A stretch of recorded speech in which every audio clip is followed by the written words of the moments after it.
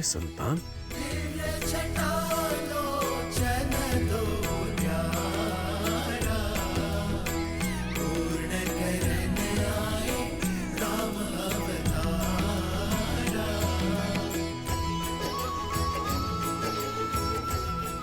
किसने रखा होगा इसे यहाँ?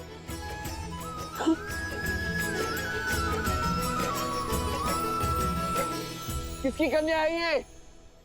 क्या कोई जानता है? किसका पाषाण हृदय है जो इस कोमल सी कन्या को यहाँ भूमि में गाड़ गया?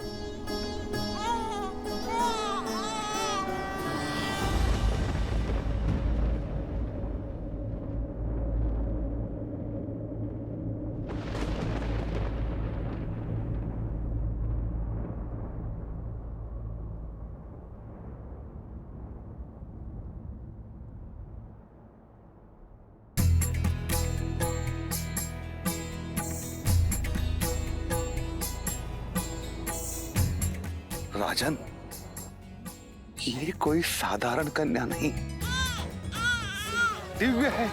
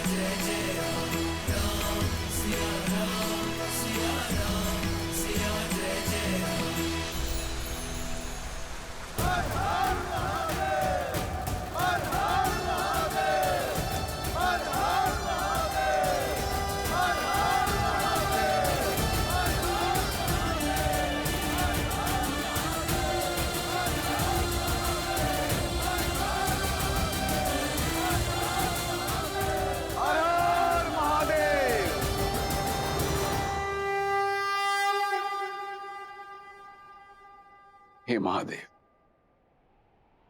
मैं नहीं जानता कि कन्या कौन है, किंतु मेरा विश्वास है कि ये आपका आशीष है।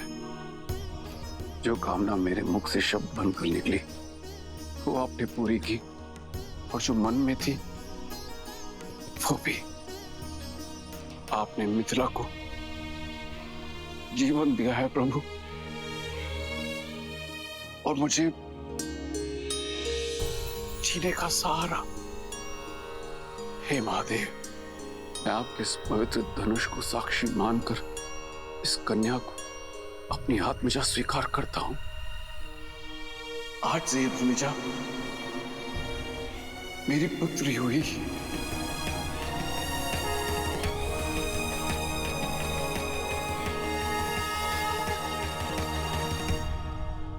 राजन, ये कन्या आज वैशाख मास के शुक्ल पक्ष की नवमी तिथि पर कुंभ राशि में इस संसार में आई है।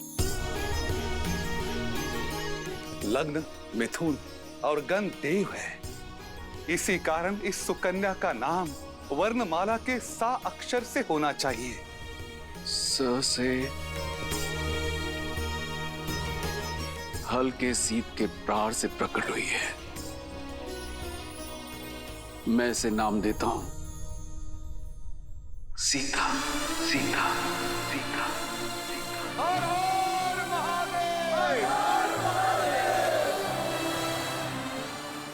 महाराज जनक की पुत्री जानकी, समस्त मिथिला में प्राण लाने वाली मैथिली, विदय का प्रकाश, वैदेही, मेरी भूमिजा,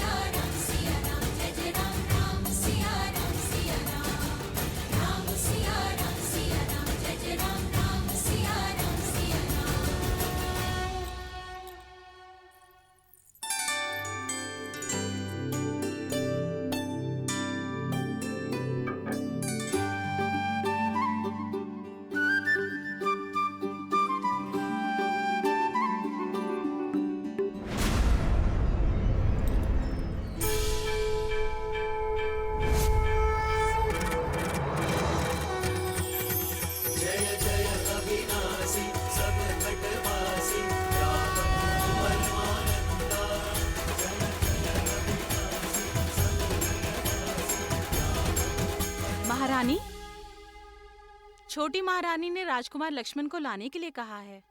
मैं लेके चलती हूँ।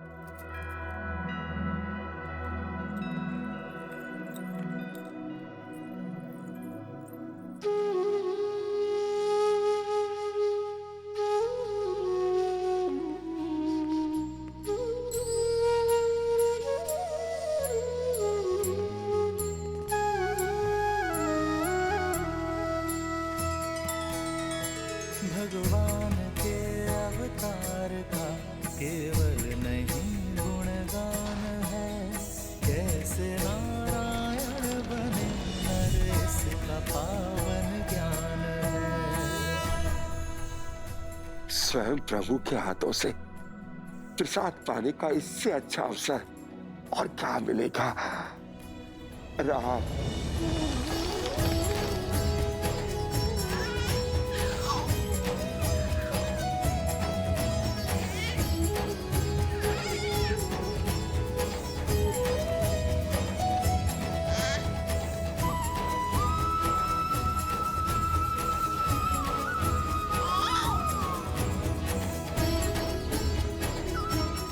राम,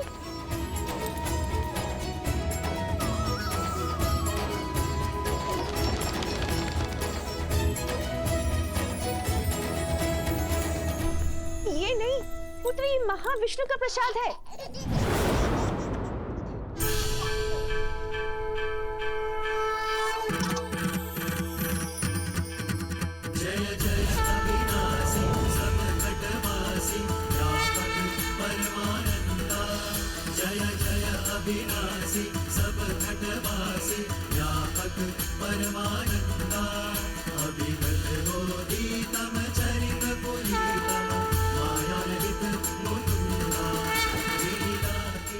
प्रभु, ये कैसी माया है? क्यों मुझे मेरे राम में आपकी छवि दिखाई पड़ती है?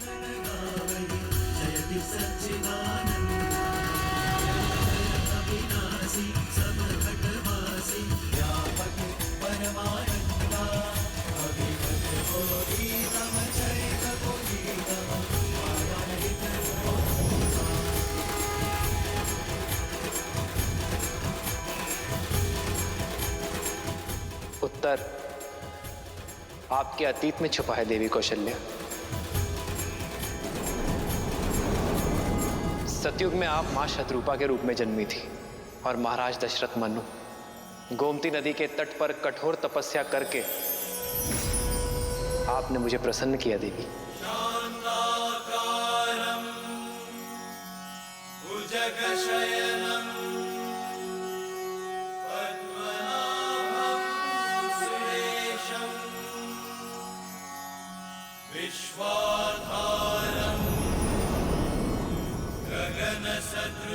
मैं प्रसन्न हुआ मनु, वर मांगो। एक ही अभिलाषा है प्रभु, आप हमारे पुत्र के रूप में जन्म लें। आपकी इच्छा अगले जन्म में अवश्य पूर्ण होगी। और आपकी क्या अभिलाषा है देवी?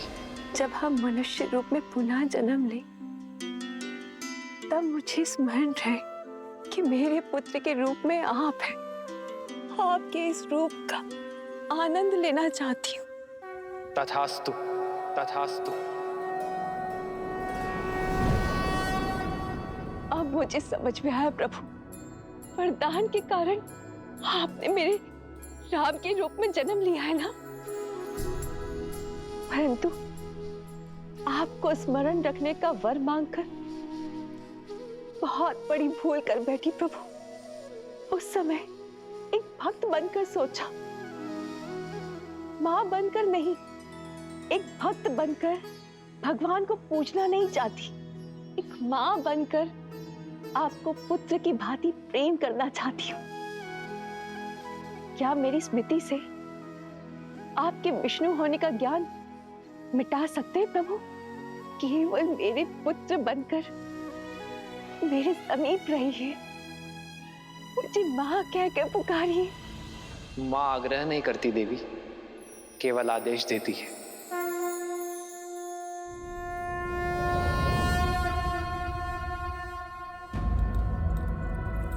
माँ, भगवान के अवतार का केवल नहीं गुणगान है, कैसे नारायण बने नर इसका पावन ज्ञान है।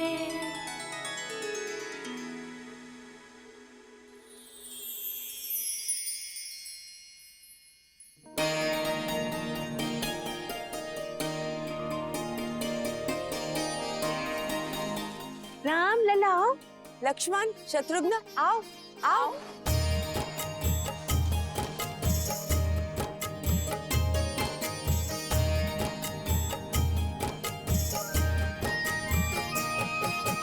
ठुमक ठुमक ठुमक ठुमक ठुमक ठुमक ठुमक ठुमक ठुमक चलत रामचंद्र ठुमक ठुमक ठुमक चलत रामचंद्र बाजत पैजनिया बाजत पैजनिया ठुमक चलत रामचंद्र बाजत पैजनिया बाजत पैजनिया।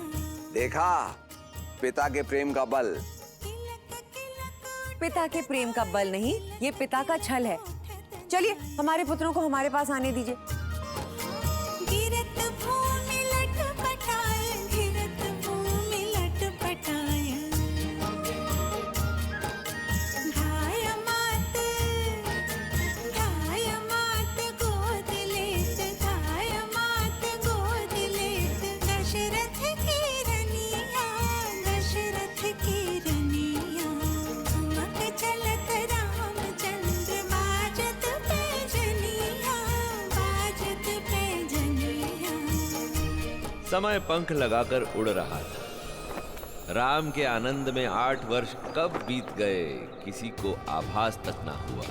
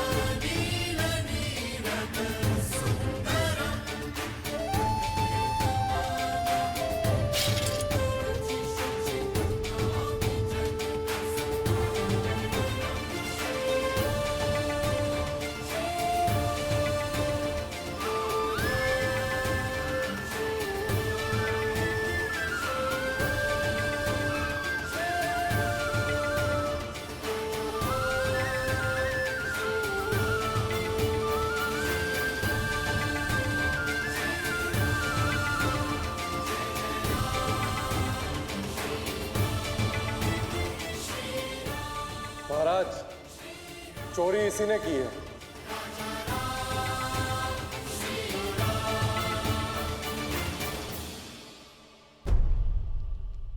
पर पिताश्री, हमें इससे पूछना चाहिए ना, इसने चोरी क्यों की? अपराधी, कुमार के प्रश्न का उत्तर दो। तुमने चोरी क्यों की? भूख महाराज, व्यापार ठप हो गया, संतान की भूख देखी नहीं गई। पिताश्री, आप कहते हैं ना कि प्रजा भी हमारी संतान होती है। इसे दंड नहीं, अवसर की आवश्यकता है।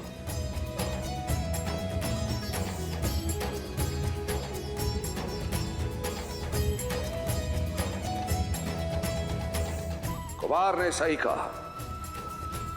यदि संतान भूखी है तो दोष पिता का है। अयोध्या राज्य में यदि कोई भी भूखा है तो राज्य का कर्तव्य है कि उसे अनाज दिया जाए। इसे मुक्त कर दो और भंडार गृह में प्रहरी नियुक्त कर दो। महाराज दशरथ के न्याय की, महाराज दशरथ के न्याय की, महाराज दशरथ के न्याय की।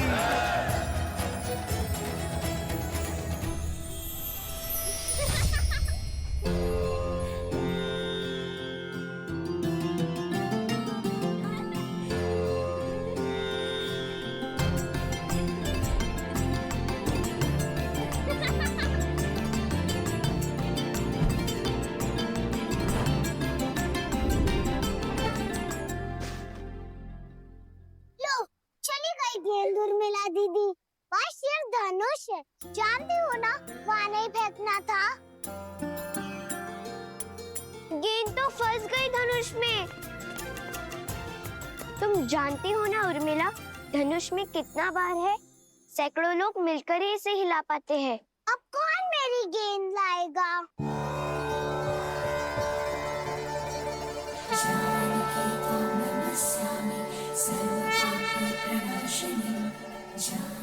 उर्मिला, वो देखो।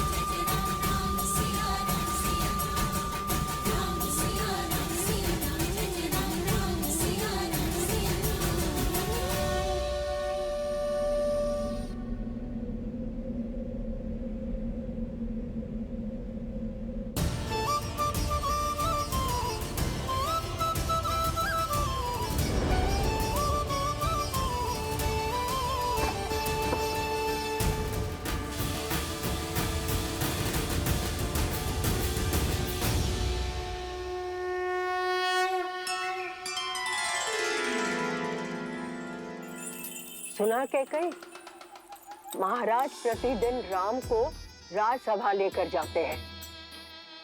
उन्हें लगता है कि राम का मुख उनमें करुणा जगाता है। ये तो अति शुभ है। राम मेरा सबसे बड़ा पुत्र है, अयोध्या का भावी युवराज है। यदि राम के कारण प्रेम और दया का भाव फैल रहा है तो उसमें समस्या क्या है? और भरत का क्या? भरत का क्या? भरत राम का छोटा भाई है। राम जैसा तेजस्वी भाई उसका नेतृत्व करेगा और उसके तीनों छोटे भाई उसकी सहायता। ये सोचकर ही मन आनंद से भर उठता है। क्या कर रही हो मंत्रा? सारे केश उखाड़ दोगी क्या? केशों के उखड़ने की पीड़ा है, अपने पुत्र के भविष्य की नहीं। कैकई, राम के पास तो है ना महारानी कौशल्या, पर तुम राम के फेर में अपने जन्मे पुत्र को भूल बैठी हो। कैकई, राम के अतिरिक्त भी कुछ सोचा है? भरत की शिक्षा दीक्षा का समय हो गया है, क्या वो योग्य बन पाएगा? बात तो बिल्कुल सही कह रही हो मंत्रा। हम तीनों माताएं राम के प्रेम में ऐसे डूब जाते हैं कि भरत छोड़ो, अन्य किसी छोटे युवराज के विषय में विचारने का समय ही नहीं मिलता। कैकई मैम, तुम चिंता मत करो, समय रहते मैं महाराज से अवश्य इस बारे में बात करूंगी। पुत्र राम कितना विलक्षण है।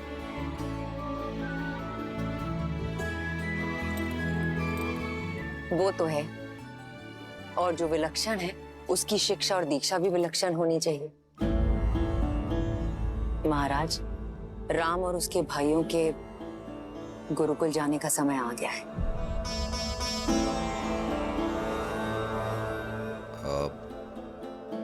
मुझे एक आवश्यक कार्य याद आ गया। महाराज,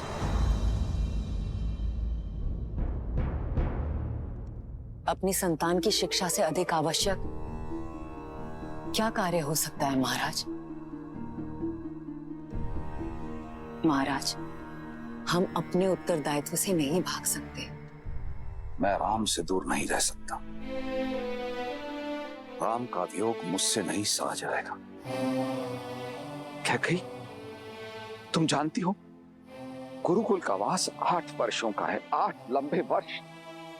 मैं अपने पुत्रों से दूर नहीं, मुझसे नहीं हो पाएगा, नहीं हो पाएगा मुझसे।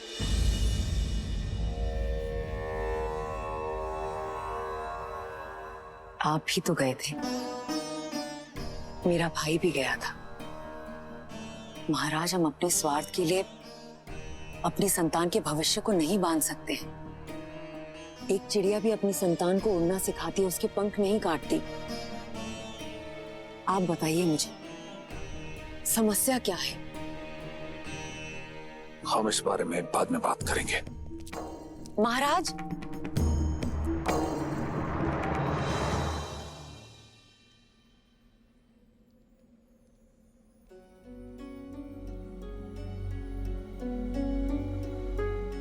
अपने कर्म फल से मुक्त नहीं हो पाओगे।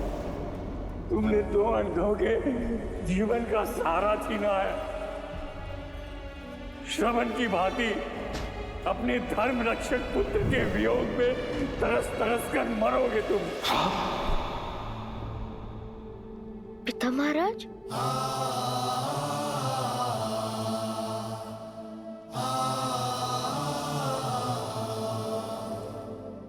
राम,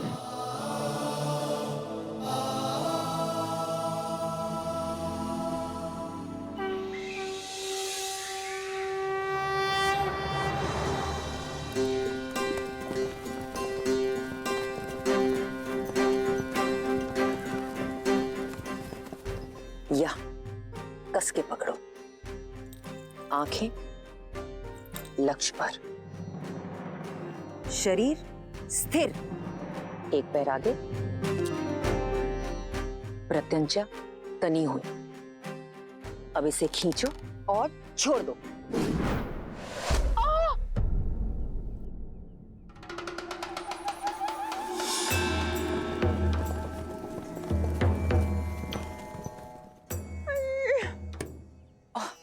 मंत्रा, मर गई। क्या कर रही थी वहां छिपकर? अवश्य चोरी से छुपकर कुछ खा रही थी तुम। नहीं कैकई, मैं चोरी करने नहीं आई थी, नींद तोड़ने आई थी। लेकिन तुम्हारे इस दुष्ट राम ने ना मेरे प्राण हर लिए। मंत्रा, सावधान सावधान, जो मेरे राम को दुष्ट कहा। खिलौने वाले बाण से किसी को चोट लग सकती है क्या? और यदि ये बाण सत्य का होता तो? किंतु सत्य का नहीं है। अब जाओ यहाँ से। क्षमा, मेरी भूल को क्षमा कर दीजिए मंत्रा दादी। हट। अगर लक्ष्य साधना नहीं आता क्यों बाण चलाते हो? मंत्रा, हाँ।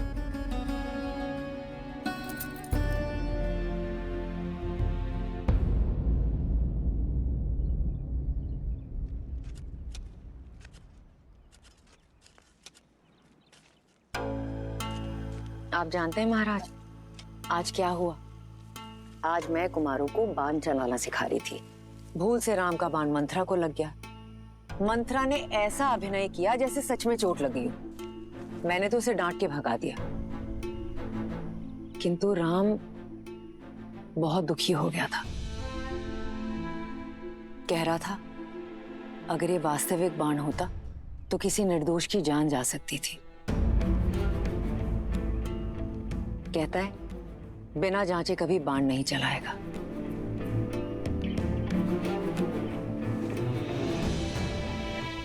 देखा था मैंने वो दृश्य। ठीक कहता है राम, बिना जांचे परखे बाण नहीं चलाना चाहिए। जानती हो क्या कही, इस पौधे को मैं बरगद की छांव से निकालकर यहां क्यों लगा रहा हूं? ताकि ये पनप सके। अपने पिता की छांव में इसे छाया तो अवश्य मिलेगी, किंतु इतना बड़ा नहीं होगा कि किसी और को छाया दे सके। तुमने ठीक कहा था कैकेयी। मेरे पुत्रों को हर शिक्षा सही रीति से मिलना आवश्यक है। पुत्र मोह में आकर मैं अपने उत्तरदायित्व से भाग रहा था। अपने पुत्रों की शिक्षा और विकास में बाधा बन रहा था। मुझे क्षमा कर देना कैकेयी। महाराज, अब चाहे मुझे अपने मन पर पत्थर ही क्यों न रखना पड़े, मैं अपने पुत्रों को शिक्षा हेतु गुरुकुल अवश्य भेजूंगा।